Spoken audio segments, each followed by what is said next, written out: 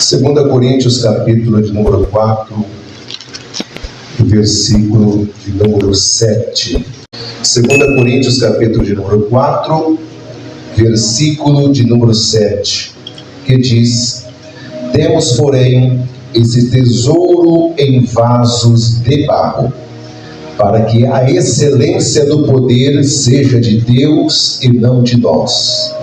Em tudo somos atribulados, mas não angustiados, perplexos, mas não desanimados, perseguidos, mas não desamparados, abatidos, mas não destruídos, trazendo sempre por toda parte a mortificação do Senhor Jesus no nosso corpo, para que a vida de Jesus se manifeste também nos nossos corpos. Assim nós que vivemos estamos sempre entregues à morte, por amor de Jesus, para que a vida de Jesus se manifeste também em nossa carne mortal. E o subtítulo desse texto que eu acabei de ler fala: Jesus Cristo é o único assunto do ministério de Paulo. Olha que interessante. Jesus Cristo é o único assunto do ministério de Paulo. Este Paulo que outrora não reconheceu a Jesus como Filho de Deus. Esse Paulo que outrora chamava Saulo, como nós todos conhecemos a história deste homem. Ele era um homem que conhecia a Bíblia, conhecia a letra. Era um homem muito estudado, era um doutor, um rabino. Os que estudaram um pouco de teologia e têm um aprofundamento a mais acerca dos livros extra-bíblicos. Pastor Alexandre, o que é os livros extra-bíblicos? É tudo aquilo que você estuda sobre a Bíblia, mas fora da Bíblia. São os livros extra-bíblicos. A teologia é um livro extra-bíblico. E você vai estudar apostilas para aprofundar em assuntos discernentes à palavra do Senhor. E este homem, ele tinha muito conhecimento, cresceu nos pés de Gamaliel, um grande doutor da lei, um grande professor, mestre, e Paulo se tornou um mestre também. E a Bíblia diz que este homem, assim como outros homens que não aceitaram a Jesus de primeira mão, eles estavam indignados com essa doutrina, estavam indignados com o ministério do Senhor Jesus, não aceitaram de maneira nenhuma, aleluia, o ministério do Senhor Jesus, e muito menos reconheceram a Jesus de imediato como Filho único do Deus vivo. E a Bíblia diz que a vida vai dar, a história vai dar. O Deus Todo-Poderoso já tinha um encontro marcado com esse homem que outrora chamava Saulo de Tarso. Este homem, ele tem a ousadia que muitos outros não tiveram, outros magistrados, de pegar autorização, pastor Carlos, de pegar cartas, de ir nos seus superiores para poder perseguir os irmãos, para poder perseguir os cristãos daquela época. E é bem verdade que ele conscientizou na morte de alguns irmãos, de alguns mártires. Quando Estevão estava ali sendo apedrejado, teve o aval, a aprovação de Paulo, de Saulo também. Muitos outros irmãos que foram levados cativos, muitos outros irmãos que foram açoitados, muitos outros crentes em Jesus que foram levados para prisões, lá estava o dedo de Paulo aprovando a sentença sobre esses irmãos. Mas mal sabia Saulo de Tarso, já estou sentindo a presença de Deus aqui, que ele tinha um encontro marcado com Jesus no meio do caminho de Damasco. Lá estava esse homem com uma pequena cavalaria, alguns soldados, alguns outros mestres também, que estavam com a mesma intuição de Paulo, de prender mais algum grupo de irmãos que estavam fazendo a obra de Deus naquelas localidades. E lá vai Paulo, mal sabendo ele, aleluia, que os seus planos seriam frustrados, mal sabendo ele que Deus já tinha algo planejado para mudar a retórica da história deste apóstolo para tudo sempre. Louvado seja Deus. Ei, meu irmão, já quero fazer um gancho aqui nesta, aleluia, fala minha. Aleluia, não se preocupe com as pessoas que estão afastadas no meio da tua família. Não se preocupe com as pessoas que não querem saber do Deus que você serve. O que você tem que fazer é continuar orando por eles, é continuar colocando eles no joelho, como a missionária Fernanda deu exemplo. Sabe por quê? Porque mal sabe você, se você perseverar e crer que Deus pode visitá-lo, Deus vai mudar a retórica da história da tua família. Louvado seja Deus. E a Bíblia diz que eles vão para essa cidade chamada Damasco, mas no meio do caminho eles são contemplados, são surpreendidos por uma clara, uma tremenda visão, uma luz muito forte. Todos eles veem aquela visão, todos eles veem aquele resplendor de glória. Era a glória do Senhor Jesus manifesta naquele lugar. No meio do caminho de Damasco, Jesus aparece àqueles homens, e a Bíblia diz, louvado seja Deus, que Paulo lhe cai com seu rosto em terra. Algumas pessoas falam que Paulo caiu do cavalo da exaltação, mas é uma palavra no sentido, figurativo, é uma figura de linguagem que não é também errado você falar. Não está na Bíblia que ele caiu do cavalo da exaltação, mas isso nós estamos dizendo porque ele estava com tudo. Quando falamos que Paulo caiu do cavalo da exaltação, porque ele estava muito exaltado, ele estava cheio de autoridade, ele era Saulo grande, ele era Saulo poderoso, aquele que podia perseguir, aquele que podia levar para a cadeia, aquele que podia mandar açoitar, mas mal sabia ele que aquele que tinha maior autoridade que ele ia encontrar com ele no meio do caminho de Damasco. Quem está entendendo, diga glória a Deus. Aleluia, aleluia. E quando Saulo cai com seu rosto em terra, Jesus fala: ei, Saulo, como é difícil para você reconhecer a grandeza de Deus. Você vai ver o que é recalcitrar contra os aguilhões de Deus. Você vai ver agora o que é o padecer, aleluia, do Evangelho através da palavra de Deus. Você vai ver como é padecer por amor do meu nome. Porque a partir de hoje você era perseguidor, mas agora a tua história vai mudar. A partir de hoje vai ser o contrário, é você que vai ser perseguido até o fim do teu ministério. É isso que Jesus quis dizer para ele. E aí ele, ouvindo aquela voz, ele pergunta: quem és tu que fala comigo, Senhor? Eu sou Jesus Cristo, aquele que tu persegues. Aleluia. Mas a Bíblia não mostra Paulo perseguindo Jesus, não. Nenhum texto na Bíblia, eu desafio qualquer pessoa a mostrar que Paulo estava perseguindo a pessoa de Cristo, que ele falou algo contra Jesus Cristo nas suas pregações, que parou alguma ministração de Jesus, não.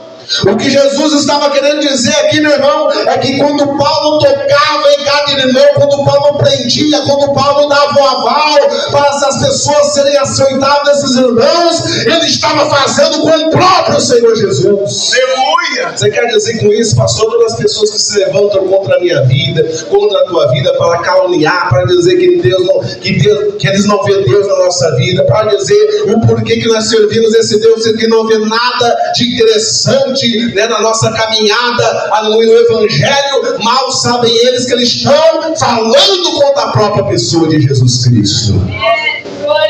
E ali ele é da ordem para entrar até a cidade. Tem uma rua chamada direita, tal, na casa de um tal de Judas, curtidor, alguma coisa assim, né? E ali esse homem começa a orar e jejuar. Olha o poder da humilhação. Quer ser exaltado, então dobra o seu joelho. Quer ser exaltado, começa a se humilhar na presença de Deus, porque a honra ela só vem depois da humilhação. É depois que você se humilha que Deus vai te honrar aqui na terra dos viventes. Mas pastor, estou sendo tão humilhado, estou sendo tão bombardeado. Então glorifica a Deus, porque você você está passando pelo processo da humilhação, Deus está trabalhando com você para depois trabalhar com você. Você não entendeu? Deus primeiro está trabalhando com você, com a tua casa, com a tua família, com a tua parentela. Para quê, pregador? Para depois trabalhar com você, trabalhar com seu marido, trabalhar com seus filhos, porque Deus vai usar vocês como ferramenta poderosa na mão dele. Só quem acredita, levanta a tua mão e glorifica a Deus nesta noite. Exalta o nome desse Deus Todo-Poderoso. Deixa ele trabalhar na tua história, deixa ele envolver o mistério dele na tua vida, que depois de ele tratar com você, ele vai trabalhar com você. Jesus trabalha na vida de Paulo. Saulo de Tarso, 3 dias e 3 noites sem comer, sem beber e orando sem cessar. Oh, glória! E aí o Senhor fala com um profeta, né, chamado Ananias. Ei, Ananias, tem uma missão para você. Pois não, Senhor? É um tal de Saulo aí, rapaz, que eu tive que dar um puxão de orelha ali. Ele está no endereço tal, tal, tal, e você vai lá e vai impor as mãos sobre ele. Você vai orar pela vida dele. E Ananias falou: o quê? Eu? Este homem aí, Senhor, ele fez um currículo gigante. Hoje ainda tem como imprimir, né? Se fosse hoje imprimir isso aí, aquele monte de papel assim, né? Igual já tem uns cidadãos por aí que tem uma ficha longa, né? O delegado fala: nossa, tamanho, tanta coisa que essa pessoa fez. Assim era a situação de Saulo de Tarso. Ananias falou: não vou não, ele é perseguidor, conscientizou na morte de Estevão, de outros mártires, né? Aprovou a prisão de muitos fiéis do Senhor. Você não sabia disso? Eu sei. Então, Senhor, eu sei de tudo isso e muito mais que você não sabe, mas mesmo assim você vai lá.